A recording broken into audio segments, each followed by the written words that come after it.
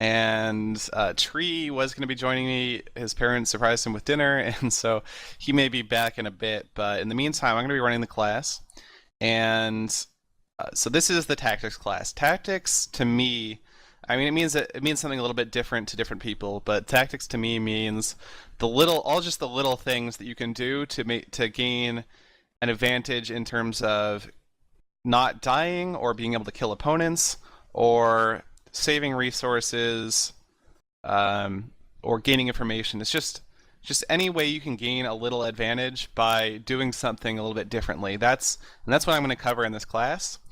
And I'm going to be using direct fire as a case study to show off some of the things you should be thinking about when you're trying to develop tactics for different maps. I'm in gold armor right now, and I think there are probably some teaching aids here, and I'm not sure if they're wearing any armor, but they can put on some diamond armor or gold armor or something. We are wearing iron. Please try and stay away from anyone wearing that armor, the iron armor or the gold armor or diamond armor if there is anyone. Please try and stay away from those people and don't put on any armor if you aren't one of those people. And because I need my field of vision to be clear so that everyone in the live stream can see what I'm doing, and so that I can see what I'm doing, and so that I'm not messed up by other people doing stuff. So please try and stay away from us, but you can definitely watch from a good distance. Just try and stay at least 10 to 15 meters away, at the very least. So I'm just kind of going to go through what I do in a map, and I'm going to explain it, and I think you're going to learn a lot by just... Okay, guys, please, seriously, back away from me. I need people to be able to see. So I'm going to go through what I do. So if somebody could hit the lever, I'm not. I think one of the teachers might have to. I can just do it, actually. The lever. Okay, just leave it open. So I'm going to drop in, and obviously I wouldn't have anything in my inventory, and the very first thing I do is I do a little sprint jump to get under the ice. Actually, before I even do that, I've gotten ahead of myself a little bit. Actually, while you're in the box, there is something you can do to help yourself out. And that thing that you can do is to set your slots. Again, please back away from me, folks. Is to set your slots. And what I mean by that is I'm going to press 9 right now before the match has started, and my 9th slot is selected. And now if somebody would please hit that lever and let me drop down. Anybody? I broke it, sorry. Okay. A lot of spam. Just break one of the redstone or something. I'll just break one of the glasses. Okay. So now I have my 9th slot selected, and when you shift click an item from a chest into your inventory, the 9th slot is the first one that gets filled. So when I open this chest and take out an item, I'm going to take out the bow very first thing, and I'm going to have that bow selected, and then I'm going to get all the other items from this chest too. And now I have the bow selected. I don't have to fumble around with my mouse wheel or slots. I'm going to be able to just start shooting immediately, and if that's my role, if I'm going to start shooting, it's going to help a lot. Actually, when I was playing this map, I wasn't shooting immediately. I was actually rushing ahead to try and build a little path. So what I did is I actually grabbed the sword first. So I would use my sword. Let me put myself in survival. This is something that's kind of important to know. Swords break blocks faster than just punching them. So if you have a sword at the beginning of the map and you don't have a pickaxe or a shovel, again, please do give me a little bit of space here. You can break blocks just a little bit faster, and that's what I'm talking about with the little advantages. If you time breaking down a log with a sword versus just punching it, you can do it, I think it's like 25% faster, and those little advantages add up. Now, actually, one of the big things I want to talk about is bridge building, and bridge building on this map in particular, because there's actually a lot to it, and I feel like it actually was a critical component of our strategy when we were playing this map. And there's just a lot of little things you can do with respect to the bridge building. So for this map, you have to build a bridge across. The resources that you have to do it, there's mostly just dirt and wood back in the backfield here. And if you use your sword to break them, it turns out you can get resources just a little bit faster by breaking down wood. It looks like the server may have frozen or crashed, but I'm going to keep talking for a sec. Okay, we're good. You can actually get planks slightly faster than you can get dirt, so that's something that you'll want to test out when you're at the beginning of the map. How you can more quickly get resources. All right, let me just Super Looster is breaking blocks. So let me just get rid of him.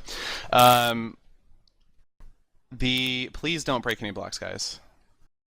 Um, the Yeah, so we found that you could get blocks a little bit faster by using planks. And so Disco would grab planks while the rest of us were giving him cover. And then he would start building. And so this map, there's several ways that you can approach the bridge. And I've actually seen several different ways work somewhat successfully, but we actually came up with our way that we thought was sort of the best out of all of our options. Guys, please stop crowding me. I'm going to have the teacher start kicking you if you are crowding me, okay? So, I mean, what occurs to most people first is just to build a bridge straight across here. And I'm using sandstone, but we would be using planks in the actual match. And that's just because it looks like it's the route that you're supposed to take. But the route that you're supposed to take in maps is often not the route that you should take.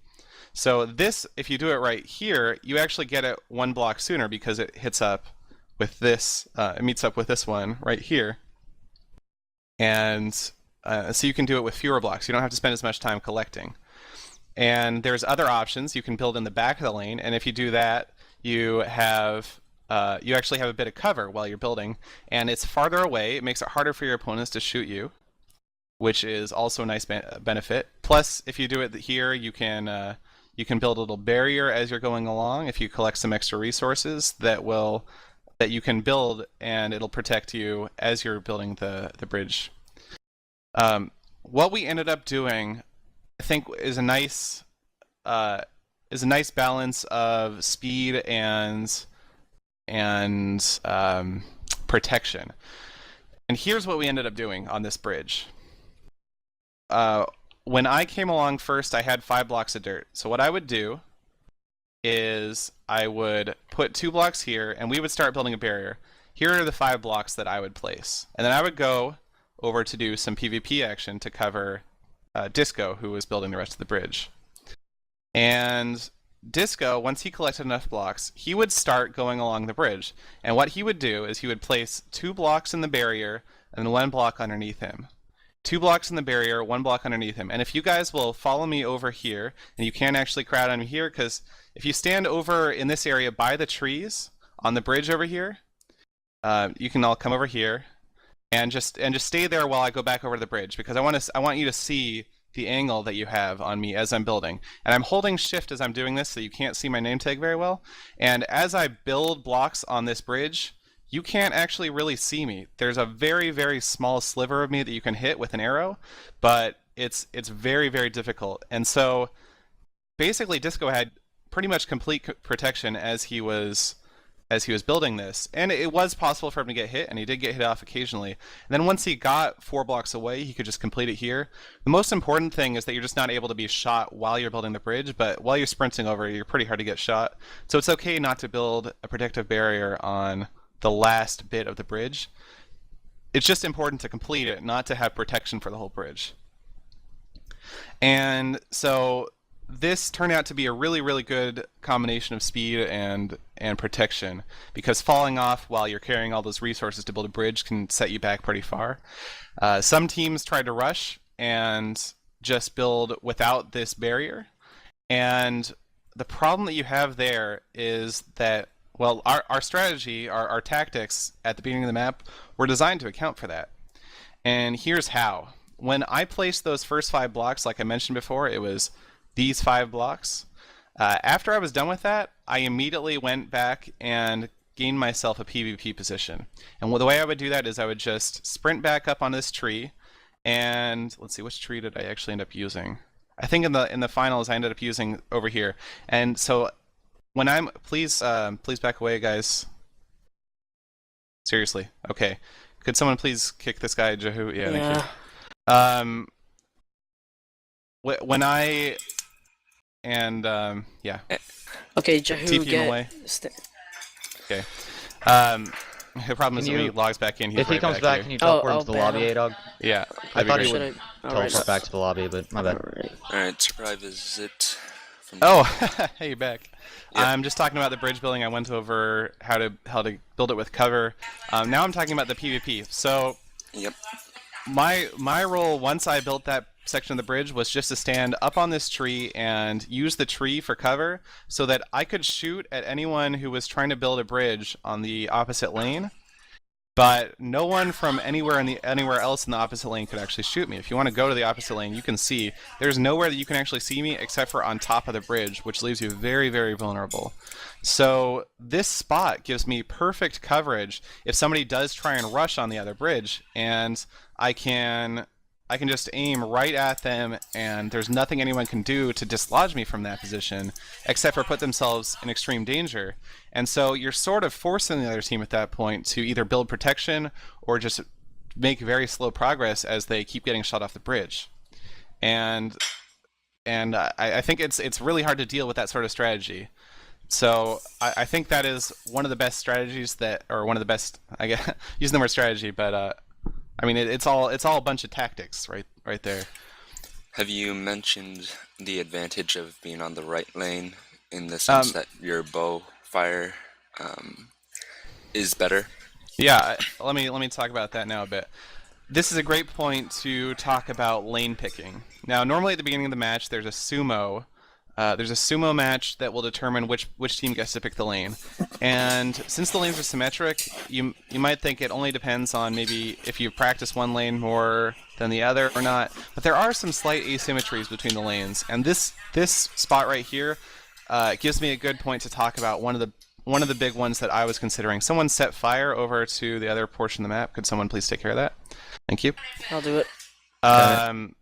And the asymmetry right here is that if you pull out a bow, please don't shoot any arrows, but if you pull out a bow, you'll notice it's on the right side of your body.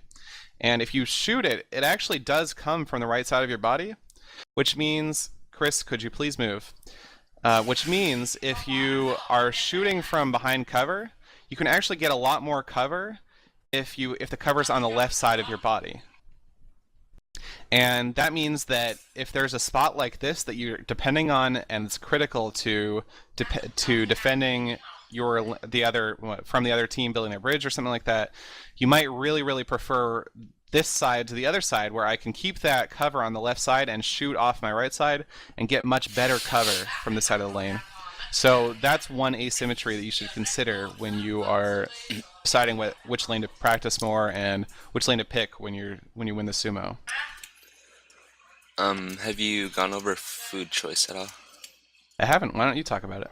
Alright, so This is Craft Dynasty or Tree, by the way. yeah. He's on the Redstoners with me, and he is also very good. Okay, so in terms of picking food, you generally don't want to go for the melons because, as you know, they only heal one heart per melon, and they're just really time consuming and just time well spent elsewhere. So for our matches on direct fire, we generally used wheat, but we didn't waste any of our time picking up this wheat in this farm. And definitely don't replant it. Right. That's just a big waste of time. Yeah. I was in a match yesterday where someone had the idea of planting saplings but yeah, it's just a time-consuming effort. So we only use this farm for water buckets. But anyway, um, generally map makers will put different types of Oh, let me interrupt real quick. Tree's tag is what it to you. So that's right. the guy that's talking right now. That's the Yeah. guy that you should be following. But don't follow him too closely. Yeah. So in this map, there are a ton of equipment chests where Vex puts in stacks of wheat, which Sethbling used later on to craft for each of us, and that's just a lot easier to manage. It heals 2.5 hearts per 2.5 hunger bars per swallow. So And there's some other interesting things you can do with crafting benches in order to craft things more efficiently. When I'm crafting large quantities of bread, for example, I don't know if there's any good way to demonstrate this other than just talking about it. If you take a crafting bench and you put There's a lot of chests in this map that give you stacks of 64 wheat. So I had a stack of 64 wheat. I would put that stack on the left side of the crafting bench. Then I would right click on the stack and grab half of it, which is 32, and put that in the middle slot. And I would grab half of that and put it in the right slot. And then I could shift click on the bread and grab 16 bread. And then I would repeat that process a couple times to in order to get even stacks of wheat so that I could, but it's much quicker than trying to like right click 20 times or whatever Yeah. on each spot in order to get the right amount of wheat. Just split the stacks each time. Yeah, and then you want to talk about the armor crafting tree? Yeah, so everyone come back down the lane towards the beginning platform, where I guess many of you saw this large crafting table. There are multiple ways of doing this. This is Seth's version, because Actually, I use a slightly different version with the chest plate, yeah, as do I. but this is just as good. So this will get you the pant legs, the helmet, and then the boots in that order. So this is just a quick way to make a set of armor really quickly, and if you want to make multiple sets, you just multiply each. Actually, there is a slight bug here. I think it should say 3 for the side slots. Yeah, they should. Yeah. So it should say on the two sides it should say 3 rather than 2. And basically the idea is you can just put this into the crafting slot on the crafting bench, put this pattern in, and then just shift click 3 times from the output slot on the crafting bench, and you'll get those 3 pieces of armor. And if you want to craft multiple pieces of armor at a time, which I did yesterday in our show match, you can just multiply these numbers by 2 or 3 or however many sets you want to craft. Yep. And you can still shift click. It'll work really well. And you generally want only one person focused on armor making. When Etho did this and went up to the tower to get leather armor, he would make the armor for me too. So it just saves time for someone who could rather be shooting at the enemy or something like that. Right. It's just anytime you can save time, it's just so valuable. Especially when a map has been refined a bit and teams are quick on it. Every little bit of time that you can save is really important. Yep. All right. Okay. What's next? Let's see. Actually, I have a little list. Well, this is getting dangerously close to cannon building, but what I also did was we needed to wait for water before we had any TNT cannons, but before that, I would carve out templates for Etho, so all he would have to do would be to pop the water in. If we can go to the mountain area over at Cheese Matter. Way down towards the end of the lane. Yep. Yeah. Let's see. There was a chest towards the beginning that gives you ladders, which I took a bit of, and I would carve out. He didn't take all the ladders critically. Yeah. Like leaving some of the ladders is really important because I ended up using ladders occasionally to fix some mistakes that I made. Right. So the template I would just make would be to dig 2 down, pop in, and get the cobblestone, and this would get me blocks to eventually pillar up or build a bridge, and then carve it out like this, and put pressure plates in the middle here and on the side here. So all we had to wait for was Seth's trip for iron, and then we would have at that point buckets for water, and then Etho could do his thing.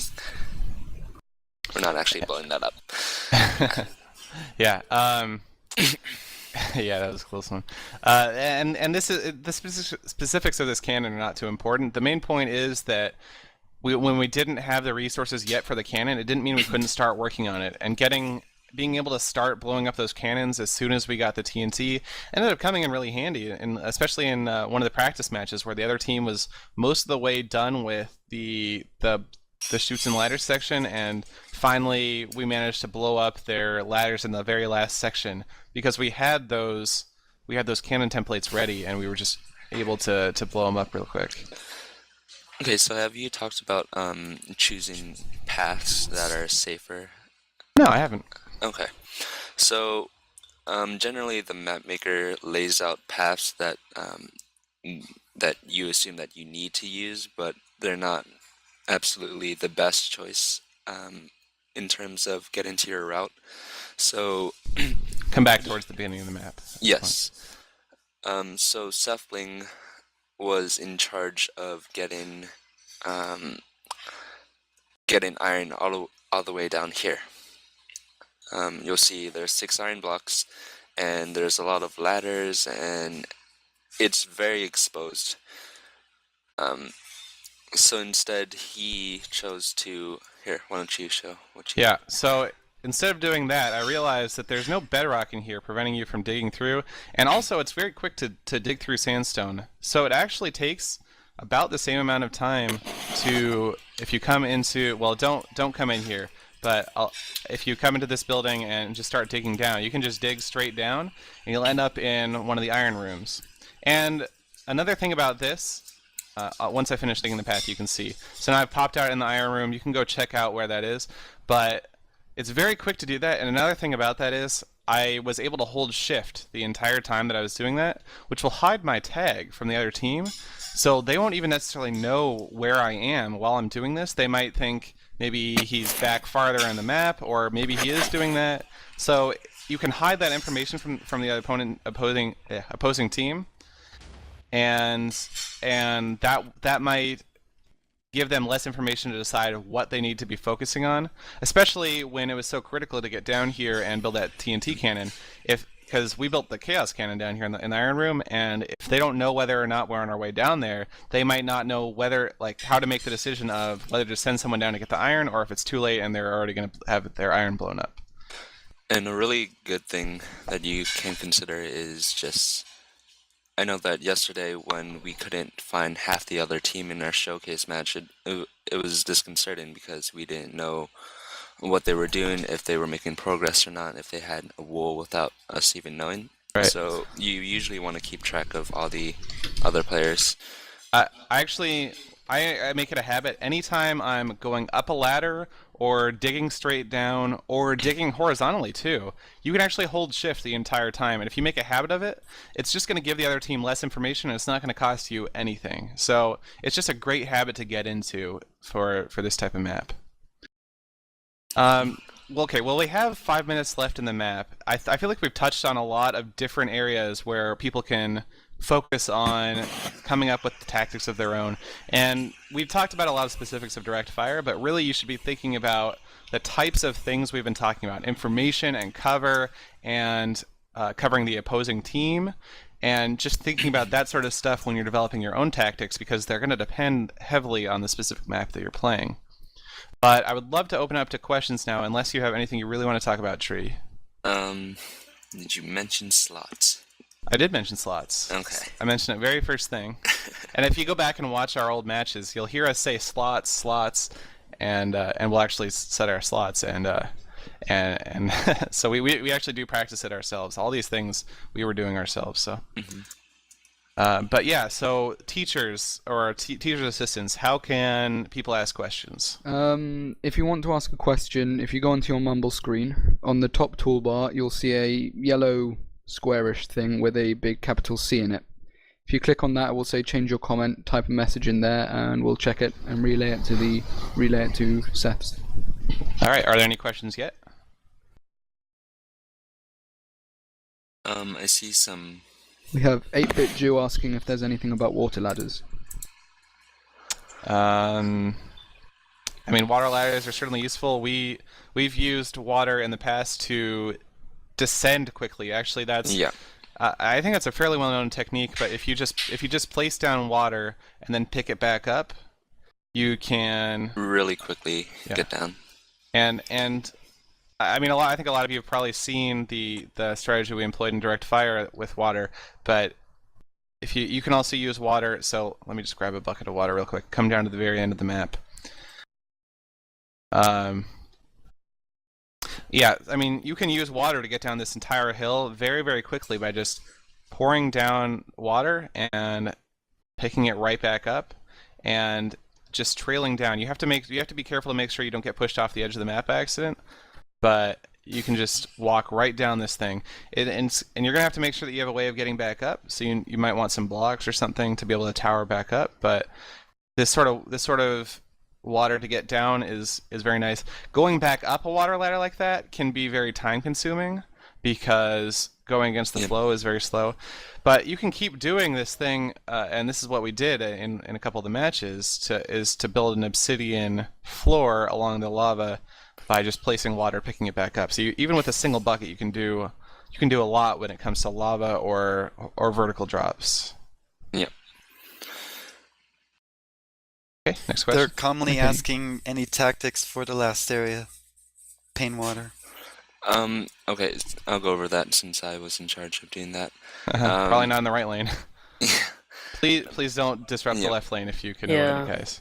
Okay, so what we found was that there are certain weak points in the lava that we can quickly get between water lanes. And so for this one, this lava gap is only half a block, just one block wide. Well, to be fair, in 1.1, diamond armor was very overpowered. So. I just thought yesterday I saw somebody use leather armor to get through these things, so it's still very possible. Yeah, but you would generally just find these one block gaps and just swim through them and just try to take any golden apples as you can and just take whatever. Yeah, just take a couple of hearts of damage, and then once you finally get to the wool room, just recover there. There's some more golden apples there, and you should be able to make your way back. Arrow fire usually doesn't affect your progress for getting through this maze. It's pretty hard to hit someone here. I think the main lesson to take away from this, though, and if you want to apply it to other maps, is that sometimes it's okay to take a little bit of damage to accomplish your goal more quickly. Especially if you've evaluated it beforehand and you know how much damage you're going to take. Alright, any other questions? Just to clarify, we have 2 more minutes. You're allowed to run over 5, if that's alright with you, Seth. There is a question. If you are unable to give yourself cover, like if you're in a one wide bedrock corridor, what are some good ways to minimize damage? Well, what I would say is if you know that anybody is nearby, so chutes and ladders is the main area in this map where you have that problem. If you know that anybody is nearby on the other team, just don't start doing it. Like, don't go in that area. You need to make sure that you have the coast is clear. And if somebody does come while you're doing that, I think the best advice that I could give is to try and just dodge around. Actually, just randomize your movements side to side. That can help a bit. And make sure that somebody is ready to cover you if you are in this area. We always had Etho covering Disco whenever he came down here, and Etho was always able to distract whoever was shooting at Disco and make sure that Disco was not going to just be constantly pelted with arrows because he was able to shoot at whoever was shooting at Disco. So there's not much you can do if you find yourself in that situation, though, so you need to prepare for that situation before you get into it and make sure that you just don't get into a bad situation like that. Yep. There is a lot about sumo. Sumo. I'm going to be honest, I don't think either of us have really done much in the way of sumo. You left that to Etho.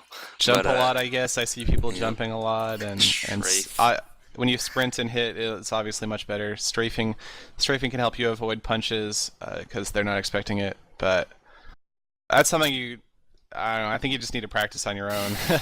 It just takes a bit of experience with all the timings and everything. Are unconventional or unsafe TNT cannons a good idea? Well, depends on what you mean by unsafe. Unconventional TNT cannons can be great. I mean, unconventional TNT cannons are just unconventional because they haven't hit the mainstream yet. When we first did our Chaos Cannon, it was both unconventional and unsafe, but it was super effective in stopping the other team in their tracks. And in fact, in one of the practice matches that I posted on my channel recently, the Chaos Cannon we used there actually did come back and kill me, but it was a risk that we were willing to take even after we knew that could happen, because it was so rare that would happen. Yep. and it was so devastating to the other team. And so yeah, it's definitely okay to use unsafe. You need to evaluate the risk very carefully beforehand, though. If you are going to do that, do not try and build a TNT cannon on the fly. If you don't know what you're doing building a TNT cannon, you're just better off not doing it at all, and trying to find some other way to accomplish what you need to do. Because it's very, very hard to develop one on the fly. It can take hours to develop a good TNT cannon. And you might have mentioned this already, but TNT can be used really well for gathering blocks, especially sand. Oh yeah, yeah. Actually, that is one of the strategies we employed in some of the later matches. Is we created basically just a tunnel and put a bunch of TNT in it in order to collect a bunch of sandstone blocks, because Disco needed a bunch of sandstone blocks for his strategy. So we just basically TNT mined in order to gather a few stacks of blocks very quickly, and we found it to be a bit faster than mining blocks by hand. I think we're probably about out of time for questions. I don't want to go on too much longer. In summary, though, again, the specifics on this map are probably not that important to most of you, because probably most of you won't be playing too many matches on this map. But you just got to give some thought to the types of things we talked about, how to get that cover, how to save time and resources by analyzing the map and preparing beforehand for the specifics of the map, and against practice partners too. Yeah. So Okay. all right, well, Tree, that thanks. And for my guest appearance. Yeah. yeah, and thanks to the guys who helped run the class and everything. And good luck to all you guys on your future Race for the Wool matches. And Yeah. And there hope is to a see comment. There is a comment saying, "Look at the time." Look at the time. You're good. You're only 5 minutes over. Yeah. I'm Okay. 3 minutes. We're 3 minutes over. Yep, there we go. Well, thanks Yeah. for teaching, Seth. Yeah. Yep. No problem. Alright, All right. now... So Everyone do /lobby to the Okay. lobby. Yeah, Alright. to exit the lobby, you're going to want to go... To exit this world, you're going to want to go ahead and do /lobby. We'd also like if you'd go to the RMCT Open House channel. You're going to want to scroll up on your Mumble page and double-click on RMCT Open House. From there, you'll be able to enter your next classroom. Thanks for coming, there you go. everyone. Thanks. All right.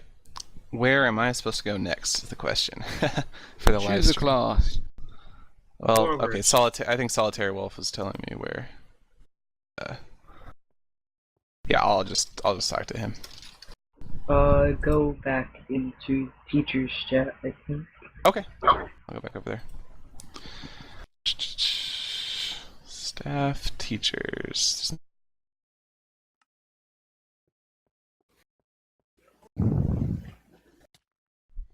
What is up, everyone? It is Nick here, and we just finished the Sethbling's little class. There he is. I see him up there in the teacher's chat now. Too bad I can't be in there. So comments from that thing that I want to say. Try.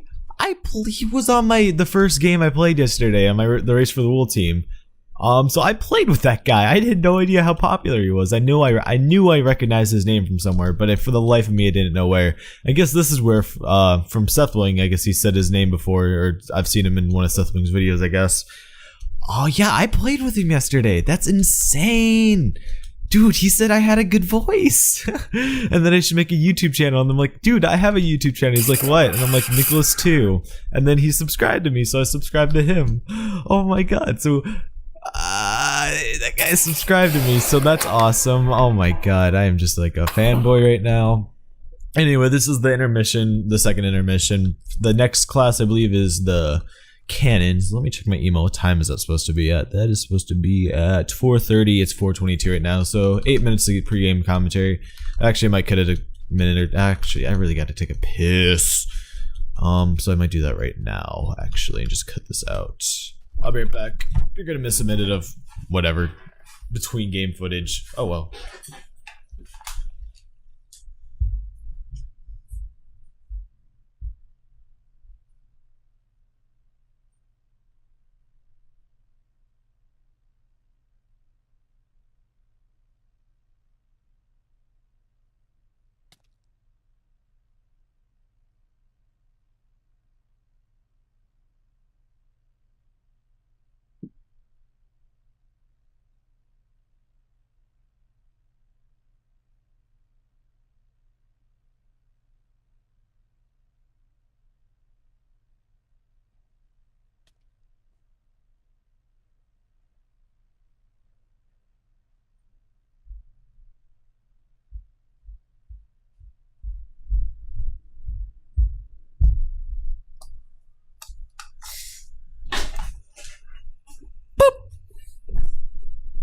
Okay, I'm back.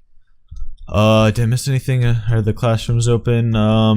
Does not look so. It only took me a minute, so we have 7 minutes left. Thing is about the thing that you just watched. This. Oh my goodness! I guess people were not in the right spot. So yeah, I knew one of the guys. Or actually, can't believe I played with one of those guys. That's insane. That'd be awesome if I actually looked at his channel. He hasn't made a video in like a month. So the next thing is going to be cannons. You can, again, I'm not going to be talking about much. Okay, hi, I'm going to die.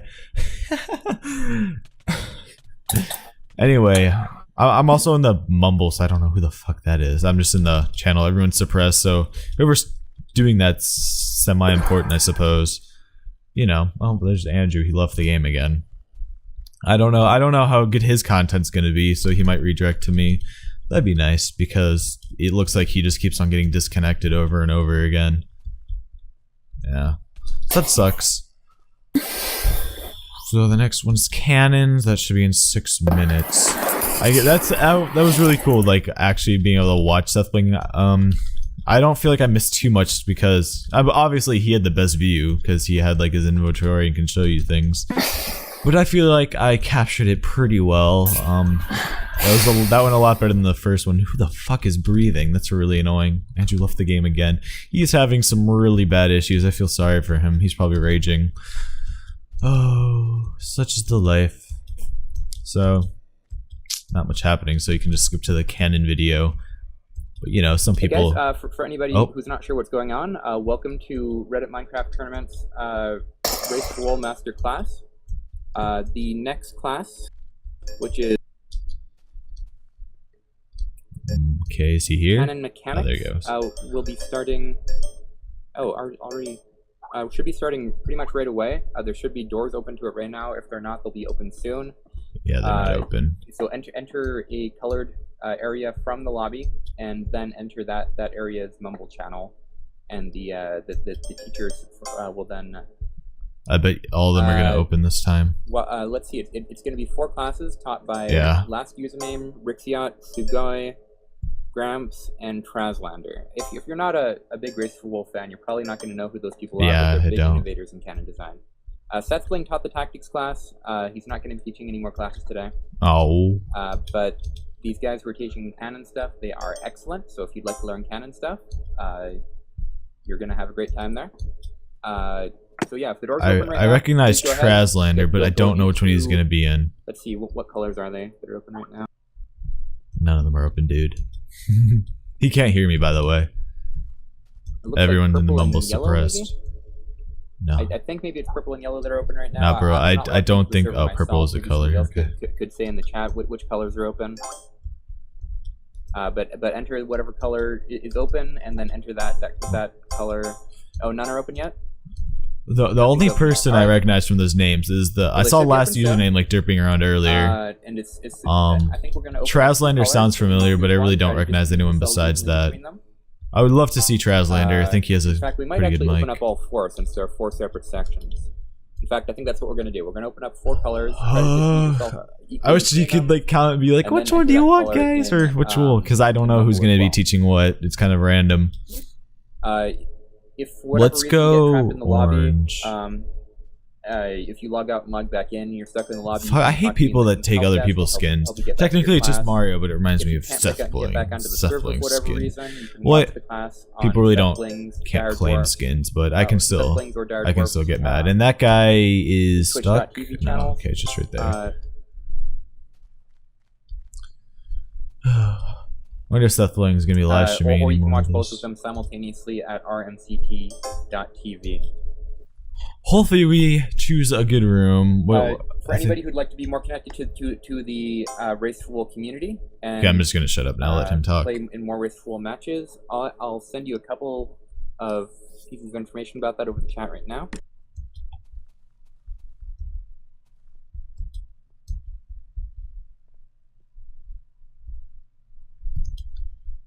So reddit.com/r/MC Tourney. Hi, I subscribed that like 2 months kind of the ago. center of the community.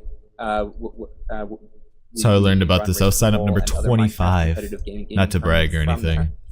Also, the other piece of information I'm going to send is my own personal Skype ID. We Ooh. have a. You're actually gonna do that? That's kind of, you're gonna get a shit ton of basically, because of requests. the number of people, we're basically muting everybody. So the way you're going to be able to communicate with each other is over Mumble. Dan was saying, "Hey, I can't talk for some reason," and yeah, you are muted. Sorry about that. But we just need to do that. Because of the Don't number be of sorry. people. There's probably like a fucking 50, 12-year-olds So, on yeah, here. I I'm don't want gonna to hear their send my own personal voices. Skype ID. We have a Skype group with about 250 people in it right now. Nice. If you don't know it, so add a Zidior. I'm guessing that's a joke, asking what Skype is. But if you don't know, you can. It's a free download. It's a voice and text chat communication program. We have a Skype group for Minecraft competitive team gaming. That with about 220 people in it. Oh right, I'll You put said it in right now. 250. We need to copy down his thing. I'd like to be part of it. There you go. So that's my Skype ID. It is Green is Robin. If you'd like to add me on Skype, I can add you to that group, and you can get connected to the community. We set up games in that chat every day, several games every day. So if you'd like to play more of those games, add me and I'll add you to the group. How do I use Skype? I don't even know how to do this. Okay. All right, I just got 3 contact requests. The next class, that's pretty much it. Yeah, you can go ahead and join your class now if the door is open. So what's in use right now? What's the question? The next class is Canon Mechanics. Oh, the door's not open yet? All right, so they're probably just setting up. Yeah, hey Moo Master. Yeah, I just got a bunch of Skype requests. I just sent him one. A moment for That's why it's minimized out. me to add everybody. But I will do that. If I don't add you right away, please send me a message to remind me. I already have a bunch of Skype contacts, so I might not be able to keep track of everybody I just added. I hate Skype so much. But I love Mumble. Mumble has such superior audio quality. And if it sounds like crap, it's either your internet or you configure the settings wrong or your microphone sucks. Quite a few. Luckily, me and Andrew use Mumble, and obviously, it's way better than when we use Skype. You can tell when we use the two different programs, and Mumble sounds a lot better. If you guys could actually recommend something that's the server went down. 162 kilobits per second audio transfer or via have already happened. So Cackling Panda asked which master classes have already happened. The ones that have already happened are strategy and tactics. Those of you who came to be taught by Sethbling, that class already happened. But we do have 2 more great classes. Canon Mechanics is about to start, and it'll last for half an hour. After that, we'll have a minute ago, so when it's happening. And then there will be a archery class. The instructors for each of those classes are I was gonna join yellow. They are actually which one's not in their respective I'm gonna fields. do brick. Purple. There's not many people over here. The Canon class guys. If I could like get a better angles and TNT shit, that'd be canon nice. Innovation that has happened in Minecraft has come from these guys, so it's going to be a pretty amazing class, and it is about to start. Yeah, James says I already know a lot about cannons. Maybe I'll learn some more things. You definitely will. These guys know a hell of a lot. There's no one in the purple chat. You know, you may have seen some of the amazing cannon designs the Whiskey Brigade pulled off last night. 2 of the Whiskey Brigade guys are teaching that class. I unfortunately didn't catch the live stream. I was actually playing other games at the time. All of the colors are canon. There are going to be 5 different canon classes right now, taught by different teachers. Somebody asked how many classes are left. We've got 2. It's going to be canon skills and then archery. The questions are coming. I'm actually gonna go join blue. Looks like that one's not opening. So I just joined the blue chat. Actually, I'm gonna go back to the main because there's that guy's still talking. So you just choose a color randomly, and you'll be put with a different teacher. Somebody asked who one is done by Sethbling, or I guess which one is done by Sethbling. Sethbling already taught his class. That's over now. The 2 remaining classes we have are canon and archery. Somebody asked how many Skype requests I got. I can't tell. Probably about 40 from what I can tell right now. He got 40s. Well, when these videos go live, I'm sure I'm not the only one posting videos on this. Can I put in my Skype ID again? He's gonna get even more.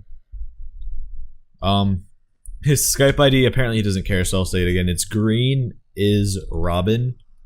So yeah, I added him. I think I'm guessing Andrew probably Alright, so also there it is. added My him. Skype ID is green is Robin, all one word. Please go ahead and add me, and I will add you to the Skype group. I just got a ton of Skype contact requests, so it may Yeah, he take a little hasn't while for added me me to back add yet. you. If I don't add you within the hour, though, please do just send me a reminder message so I know to add you. Okay, everyone. I'd like to thank you for joining the RMCT Masterclasses event. Next class is running just a little bit late. I apologize about that. It's going to be Canon Mechanics. Please sort into the purple, or not purple, I'm sorry. Sort into the yellow, blue, and orange rooms. Each room is going to be an individual classroom. Yeah, when you like join that room, please so join the Mumble channel associated to the room that you're in. So purple is not going to be opened. Please move to either blue, orange, or yellow. Is that and, Andrew? Join the appropriate What the fuck Mumble, is he doing? Mumble room for Yeah, he that. just got. Why is he using his for fly that mod to color. fly around? And He's getting kicked. class, it's going to be closing pretty soon here, so please make sure to join the rooms as soon as Anyway, possible. I think I'm gonna cut I'll off be right my back. commentaries Awesome, thanks, here, and we'll resume in the next class. So look forward to that video.